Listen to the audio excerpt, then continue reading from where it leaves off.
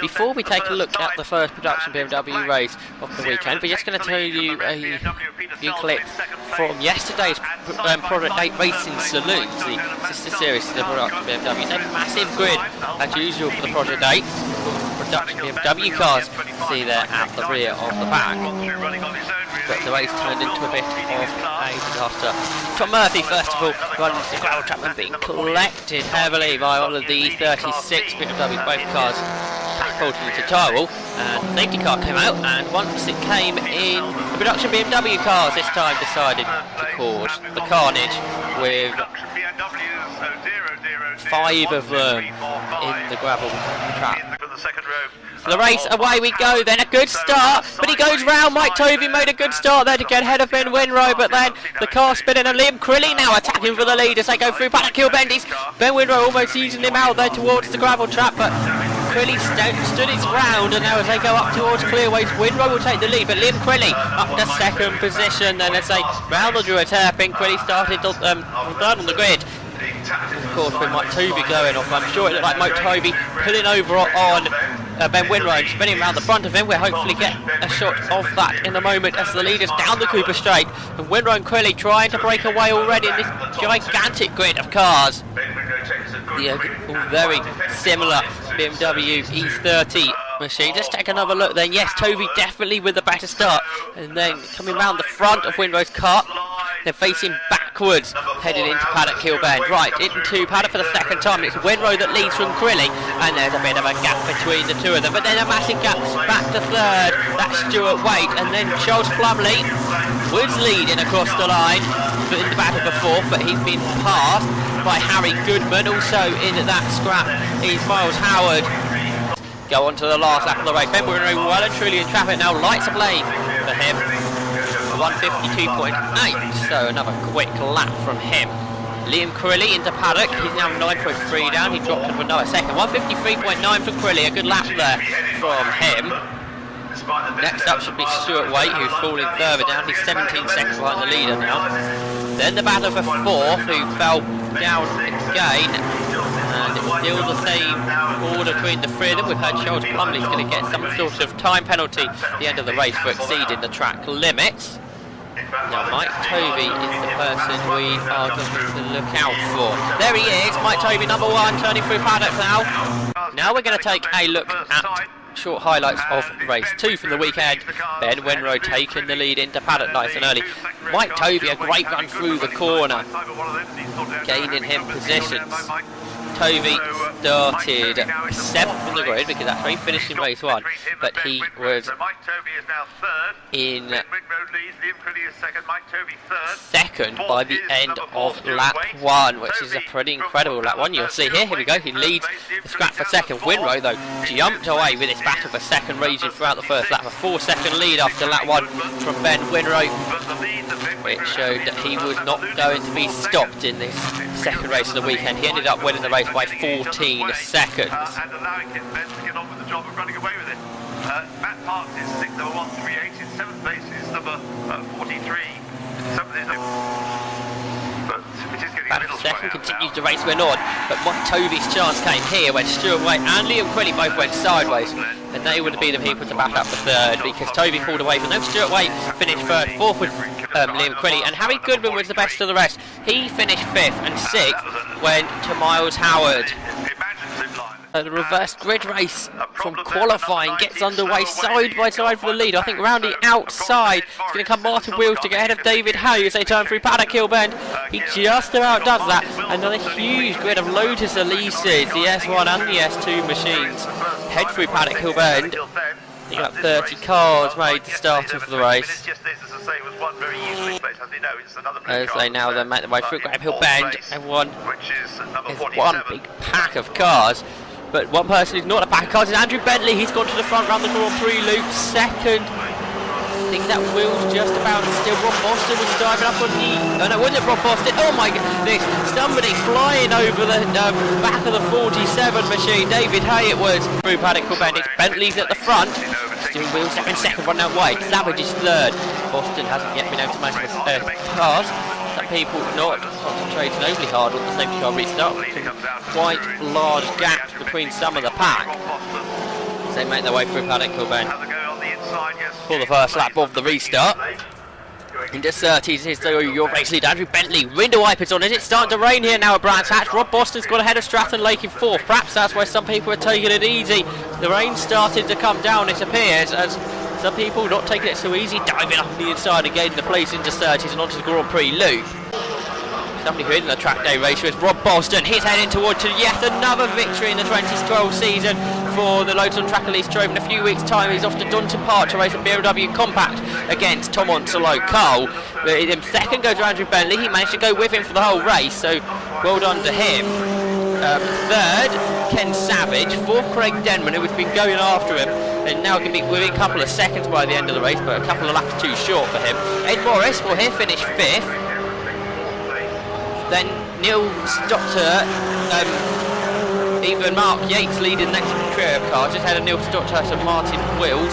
We can ride on board then with James Abbott for the start of the Formula 3 race.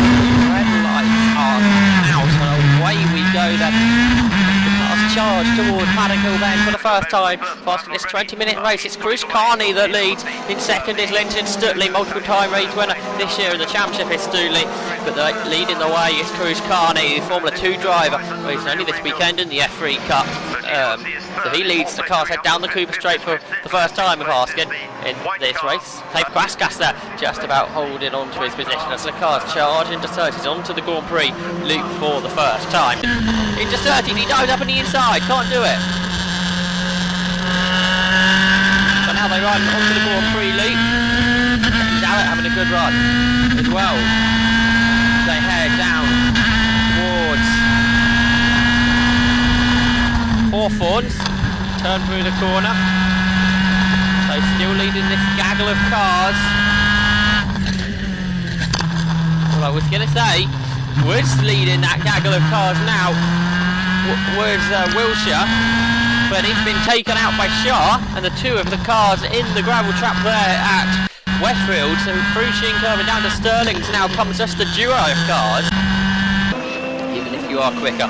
Anyway, into the last corner for the last time. Cruz Carney's going to win 2 out of 2 here in the MSV F3 Cup. The Formula 2 driver wins, and second will go to Gino Ursi, holding off Louis Hamilton Smith to the flag. Away they go then. First ever time this has happened, a Lotus to Land race, and it is a good start from the pole man. It's Andy Wolf, I think it is, that takes the lead into Paddock Hill Bend. Yes, so he leads. I think it was a good start off from Al Fleming, who made his way ahead of Nick.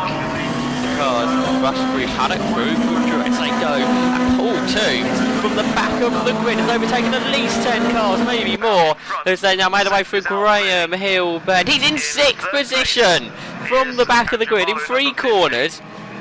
It's Paul Toombs there in 3rd, trying to come past the 87. That's Al Fleming as they turn through Paddock Hill Bend. Getting away at the front though was Andy Wolf. Nick Fleming from the front rows come into the pits, as has Pat Thomas. So there's only 17 cars out there at the moment, but an incredible first lap from Paul Toombs.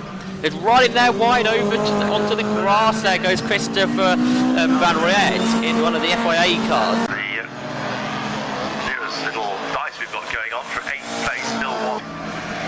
And E4 will Few battles still going on down the path towards the end now of this half an hour. Andy Wolf then 15 laps completed. Should get 15 cars to the end. After our 2 early retirements, Richard Hayho and David Holroyd also have now pulled out the race. The leader still being Andy Wolf, leading now by over 20 seconds. The way they go for the last time this year, Chandler Brands, they head down towards Paddock Hill Bend. It's Josh Barnett that leads from pole position. Oliver White second, Jonathan Hode in 3rd, Stuart Goff there in 4th. The top 4 is starting to break away for the rest of the pack as they climb the hill for the first time, as they go up towards the Druids hairpin. Everyone makes it through Paddock Hill Bend safely. The 21 car grid now rush down towards Graham Hill Bend, and Josh Barnett just about leading the pack still. Double race win already this year in just the 4-round series. Can he make it 3 out of 4? If that's the case, Joey Foster the only person to beat him. The cars head onto the Grand Prix loop for the first time, and Barnett pulling away already. Oliver White in 2nd, right behind him is Jonathan Hogue. Stuart Goff side by side almost with Ryan Hayes. So top 5 breaking away from the wall. Just Barnett breaking away from them from 4 cars. And then for another coming from the back, Guy Skin. Jonathan Hope continues to look for a way into third. He runs out wide. Stuart Goff goes sideways, slides into the gravel trap, 2 wheels in, manages to get back out again without losing too much time. This guy now gets himself into the scrap for 7th. On board we can go with Connor Murphy.